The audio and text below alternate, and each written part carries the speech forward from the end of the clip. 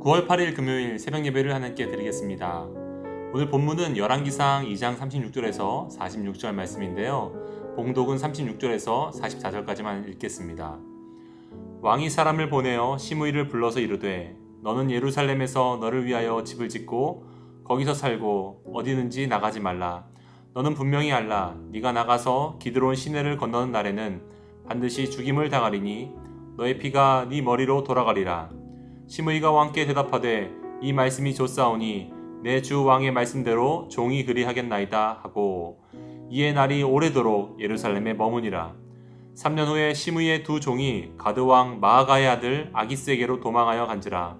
어떤 사람이 시므이에게 말하여 이르되 당신의 종이 가드에 있나이다. 시므이가 그 종을 찾으려고 일어나 그의 나귀의 안장을 지우고 가드로 가서 아기스에게 나아가 그의 종을 가드에게 데려왔더니 시므이가 예루살렘에서부터 가드에 갔다가 돌아온 일을 어떤 사람이 솔로몬에게 말한지라. 왕이 사람을 보내어 시므이를 불러서 이르되 내가 너에게 여호와를 두고 맹세하게 하고 경고하여 이르기를 너는 분명히 알라. 네가 밖으로 나가서 어디든지 가는 날에는 죽임을 당하리라 하지 아니하였느냐. 너도 내게 말하기를 내가 들은 말씀이 좋으니이다 하였거늘 네가 어찌하여 여호와를 두고 한 맹세와 내가 네게 이른 명령을 지키지 아니하였느냐. 왕이 또 시므이에게 이르되 네가 네 마음으로 아는 모든 악 곧 내 아버지에게 행한 바를 네가 스스로 아나니 여호와께서 네 악을 네 머리로 돌려보내시리라. 아멘. 우리는 지난 화요일 열왕기상 2장 서두에서 다윗의 유언을 살펴보았습니다. 오늘은 그 연장선에 있는 내용인데요. 다윗이 통일왕국을 이룬 것은 사실이지만 그의 나라도 견고하다 말할 수 없었어요. 밖으로는 강한 국가들에 둘러싸여 있었고 내부에선 언제든 혼란을 틈타서 쿠데타를 일으킬 수 있는 상황이었거든요. 다윗의 유언에서 그의 장수 요압과 사울의 친족 시므이를 처리해야 된다고 아들 솔로몬에게 이야기한 것도 다윗에게 이 두 사람이 큰 고민이었기 때문입니다. 먼저 다윗은 왜 요압을 처리해야 된다고 말했을까요? 요압은 사실 다윗의 조카입니다. 다윗의 누이 스루야의 아들이죠. 다윗이 왕이 되었을 때 그를 군대 장관으로 세웠습니다.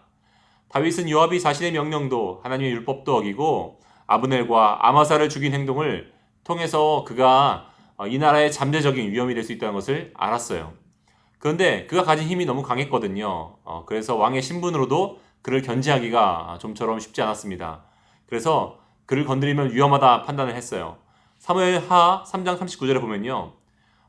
다윗의 고백이 있습니다.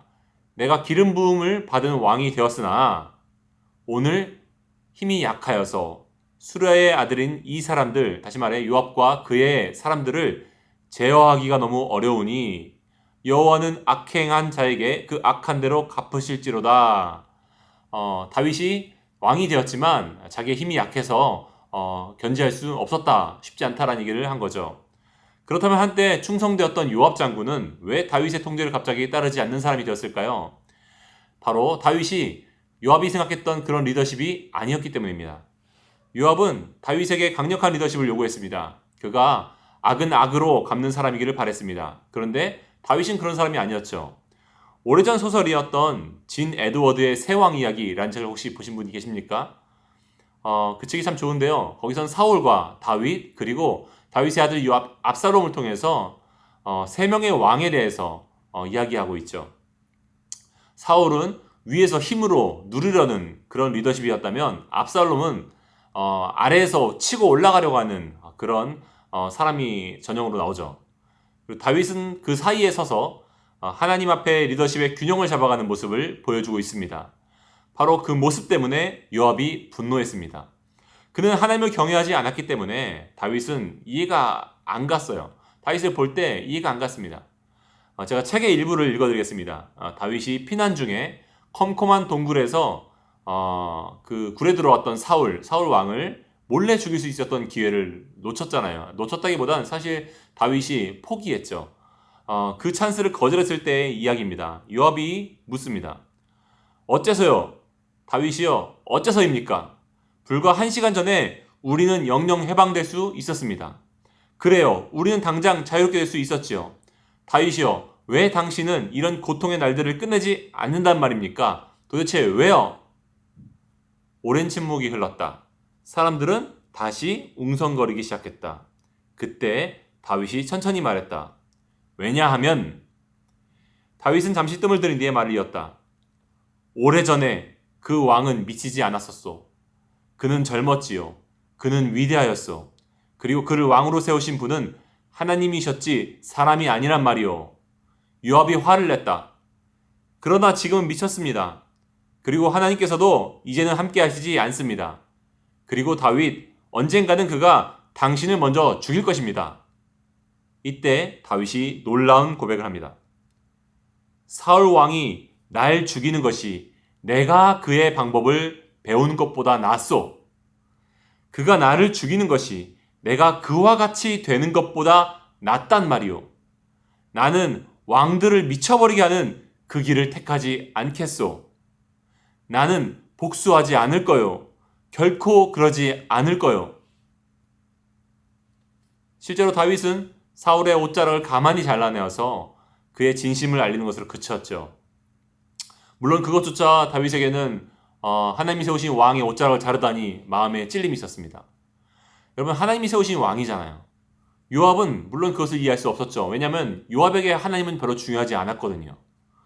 후에 요압은 다윗을 도와서 나라를 세우는데 혁혁한 공로를 세웁니다. 어느새 다윗에게도 위협이 될 만큼 그의 입지가 그 나라 안에 굳건하게 세워졌죠. 다윗이 유언을 통해서 처리될 두 번째 사람을 언급한 시므이 역시 마찬가지였습니다. 그는 사울 왕의 혈통이었고 많은 사람을 보유하고 있었죠. 시므이는 쉽게 건들 수 없는 사람이었어요. 다윗이 왕이라 하더라도요. 아들 압살롬의 쿠데타로 다윗이 도망갈 때 어땠습니까? 시므이가 쫓아와서 돌을 던지면서 이제 사울 왕의 다시 나라가 회복된다. 나에게도 기회가 올 것이다. 그렇게 말하지 않았습니까? 그런데도 다윗이 돌아와서 시므이를 해치지 못했거든요. 두 가지 이유 때문이죠. 하나는 하나님께 시므이도 쓰임을 받아서 나에게 저주와 모독을 했던 것은 그를 통해 하나님이 나에게 말씀하신 거다라는 생각이 있었기 때문이고요. 또 한 가지 이유는 시므이가 실제로 많은 군사를 동원할 수 있는 영향력 있는 사람이었기 때문입니다. 사무엘하 19장 16절에 보면요. 바후림에 있는 베냐민 사람 게라의 아들 시므이가 급히 유다 사람과 함께 다윗 왕을 맞으러 내려올 때에, 다시 말해 다윗 왕이 다시 왕궁으로 복귀할 때 그가 많은 사람들, 다시 말해 베냐민 사람 1000명이 그와 함께하고 라고 기록되어 있어요. 그러니까 많은 사람들 데리고 와서 자신이 해침 당하지 않도록, 내가 만약에 당신에게 복수를 당한다고 한다면 나의 사람들도 가만히 있지 않을 거야 라는 마음으로 사실은 다가갔던 거죠. 다윗도 함부로 그를 자극하지 못했어요. 다윗은 군사적인 마찰을 피했습니다. 인생의 말년에 아들 솔로몬에게 지혜롭게 요압과 시므이 이 두 사람을 해결해야 된다라고 말하죠. 물론 방법은 다윗 자신도 몰랐습니다. 무조건적인 폭력이 안 되는 이유는 하나님 앞에서 다윗이 약속했던 것이 있기 때문이고요. 또한 그냥 둬서도 안 되는 이유는요. 비로소 이 하나님을 경외하는 국가로 이스라엘을 세워놨는데 그렇지 않은 사람이 나라의 지도자가 되면 안 되기 때문이겠죠. 솔로몬은 아도니아와 함께 반역을 꾀하던 요압을 처리할 명분이 생겼습니다. 그리고 그를 참수했죠. 그것이 어저께 이야기였어요. 이제 시므이만 남았습니다. 오늘 본문은 왕이 된 솔로몬의 말로 이렇게 시작합니다. 왕이 사람을 보내어 시므이를 불러서 이르되 너는 예루살렘에서 너를 위하여 집을 짓고 거기서 살고 어디든지 나가지 말라. 여러분, 솔로몬은 힘이 있고 하지만 대놓고 처리할 수 없는 시므이를 통제할 지혜를 떠올렸습니다. 그것은 그의 거주지를 예루살렘 성 안으로 제한하는 거예요. 영내를 벗어나지 못하게 하는 겁니다. 약속을 한 거죠. 마치 제러미 벤담이 개발했던 파노티콘이라고 하는 형무소와 같은 거죠. 안에서 모든 것을 관찰할 수 있도록 하고 밖에 범위를 벗어나지 못하게 해서 실제로 내가 항상 저 사람의 시선 안에서 머무를 수밖에 없다. 내가 이걸 벗어나면 큰일 난다 라는 생각 때문에 스스로 억제하게 하는 그 억제력이 있는 거죠. 처음에 시므이는 그것을 흡족하게 여겼습니다. 왜냐하면 솔로몬이 말한 그 경계만 벗어나지 않으면 오히려 안전이 보장되는 거잖아요. 그는 자신이 그 솔로몬의 지혜 위에 더 지혜로운 자라고 생각하고 더 영특하게 굴 생각을 했었을 겁니다. 몇 년 동안 실제로 시므이는 이를 잘 지켰어요. 어쩌면 솔로몬의 사람들은 이것을 보면서 요압처럼 답답하게 여겼을지 모릅니다. 아니 그냥 쉽게 처리하시지 왜 그렇게 어렵게 빙빙 돌아가서 가느냐고 아마 말했을 겁니다. 그런데 솔로몬은 그 길을 걷지 않죠. 사울 왕이었다면 쉽게 처리했을 일을 그는 아버지 다윗의 길을 따라서 묵묵히 걸어갑니다. 여러분들이라면 어떻게 행동하셨겠습니까? 다윗처럼 원수 사울을 제거할 수 있었던 기회에서, 아니 솔로몬처럼 시므이의 기고만장한 그 모습을 바라봐야 되는 상황에서 여러분들은 어떻게 하시겠습니까? 그런데 역사는 그 범인은 다시 범죄의 자리로 되돌아오고 악인은 악한 길로 되돌아간다는 것을 보여줍니다. 어느 날 시므이의 두 종이 주인을 떠나 달아났습니다. 아마 무언가를 훔쳐서 도망갔던 것 같아요. 시므이가 분노했고 나귀의 안장을 채우고 그 종들을 찾으려고 직접 떠나죠. 물론 그는 지혜로운 사람이었기 때문에 생각했을 겁니다. 약속된 기드론 시내만 넘어가지 않으면 된다고요. 솔로몬과 약속했던 것이 바로 그 영토였다 한다면 거기만 벗어나지 않으면 된다고 생각했던 거죠. 그는 아마 돌아서 갔던 것 같아요. 가드로. 그런데 솔로몬이 그를 불러서 그의 죄를 지목합니다. 열왕기상 2장 44절, 네가 네 마음으로 아는 그 모든 악, 곧 내 아버지의 행한 바를 네가 스스로 아나니 여호와께서 네 악을 네 머리로 돌려보내시리라. 영어 성경에는 Your heart has known 이라고 번역되어 있습니다.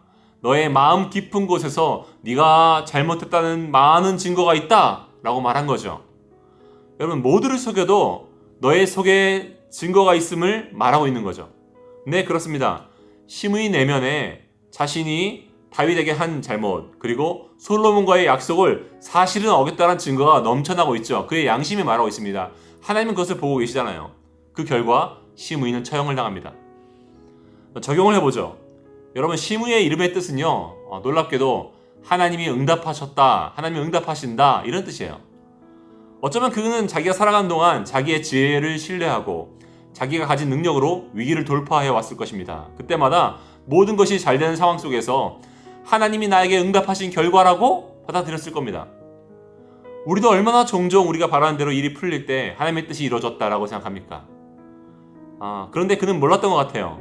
하나님이 악인을 방치하시는 이유는 그들이 옳아서가 아니라 하나님이 오래 참으시고 선하신 분이시기 때문인 것이 말입니다. 바울은 로마서에서 이렇게 말하죠.